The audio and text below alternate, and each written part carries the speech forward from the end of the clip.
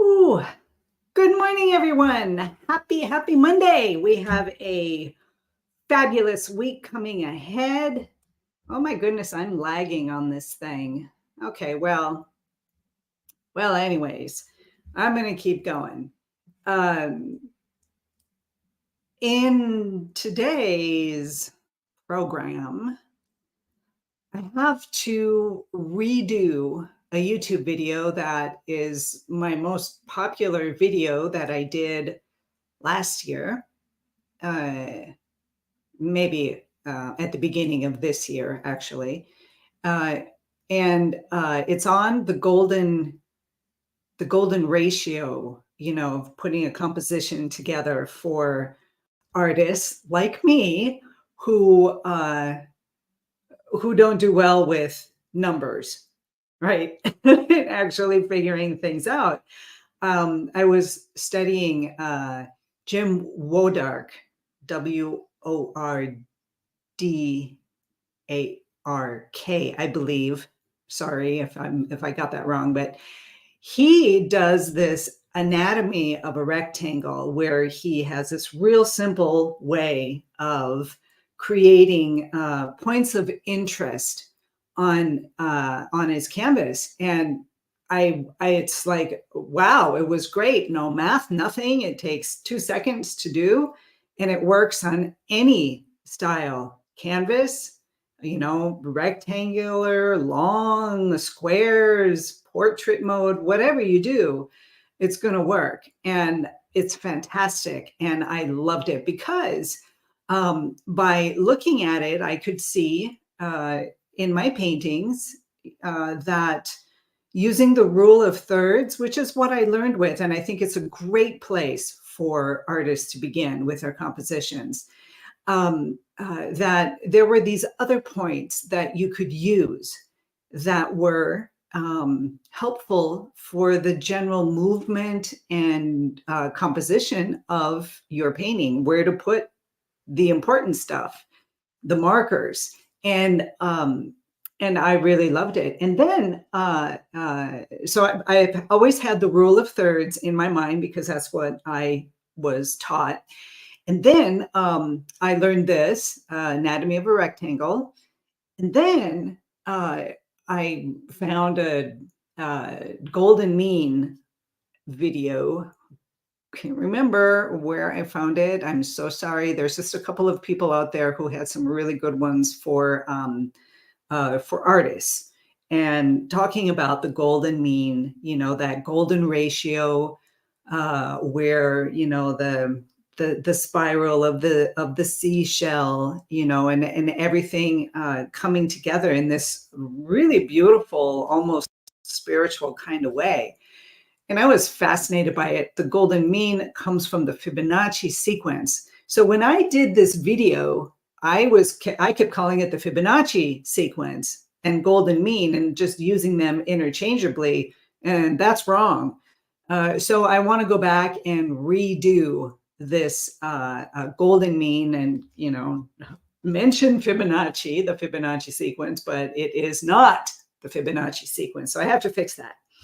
And so I'm trying to put it together because I want to be able to use the golden ratio. And I found a really cool trick in this video. That's why I did this video. I mean, a really, really cool trick to find the golden ratio, the spots on the canvas that would be so very, very close without doing the math to get it exact and perfect, because this is a painting and it doesn't need to be perfect, right? It needs to look right. And I saw that this was great. And now I have even more information about how to use the golden mean, the golden ratio in your painting, in your compositional design. And I need to put that together in a new video, which will be out hopefully on Friday if I can get it well. The other thing that I have is I need to varnish this little painting here of Reason to Believe is her name. She recently passed. And I do these pet portraits for people who are grieving for their animals who passed and who have passed. And what I do with these little portraits is kind of connect with the character of the animal, and you'd be surprised how beautiful that is to be able to connect with the animal, and you can really, really understand a lot about an animal's character and personality through the YouTube videos or the videos and images that the owner sends me, and I somehow just really understand the dominant characteristics of the animal, and then by understanding the animal and the characteristics of the animal, like this beautiful little gal here, um, I choose flowers, and flowers um, represent they have the sunflowers are joyous, and this bright um,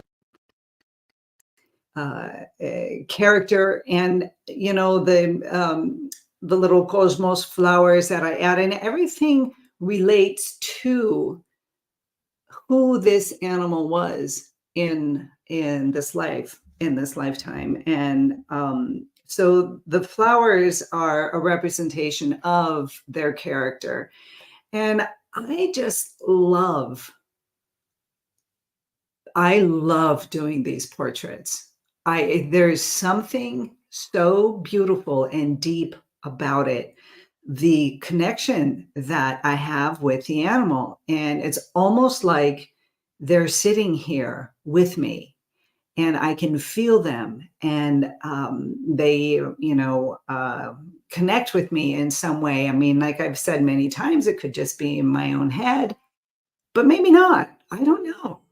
And um,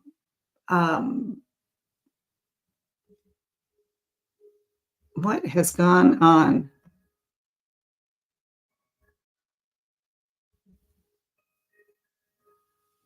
What on earth has happened?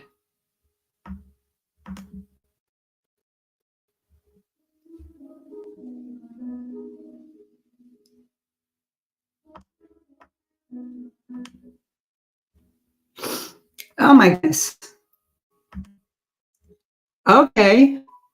So I don't know what happened. If you're still here, my camera shut down and started playing music. This is how technical I am. Like I'm trying to put all this together. So, anyways, um, I'm still here, right? Um, yeah. So, anyways, I am really excited to be at the stage of um, varnishing her. She was a joy to paint, and I think her owners will be very happy with you know with uh, with her, with this painting of her.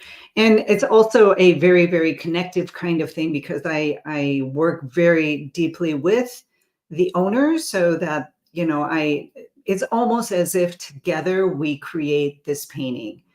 And uh, so if any of you out there are interested or know somebody who might want a portrait, get in touch with me. I've got room for two more to do right now. I have another one that is starting very, very shortly, and I've got space for about two more to do. And the great Christmas presents. And I'm going to put a little plug in there. Um, so then the other thing, all the other things that I need to do today is to finish this demonstration of the cloud painting. I don't know if you can see this other one that I'm doing on in the first stages, right, of just getting a couple of different cloud paintings going, different types of clouds, and how to execute them in your landscape, seascape painting. And these are for my courses. I have one today, and I also teach on Saturdays. I will have signups for the next course coming up, and you can just stay tuned for that. I'll let you know when I have that ready. And so, yeah, that's what's going on. I'm going a little bit over today because I lost my camera shut down. So that's what I've got. Hopefully I can get it all done. And yeah. All right. Wonderful. It's a beautiful day. Wishing you all a lovely, beautiful day in your studios, wherever they may be, in whatever context you may have them. And, you know, if your kitchen is your studio while you're baking something delicious, then, you know, really center yourself, be in touch, enjoy, notice all the little tiny details that usually just pass us by because we're lost in our thoughts and not present. So when you get present in your studio, everything comes alive. It's just really beautiful. So off we go. I will see you tomorrow. Have a beautiful day, everyone.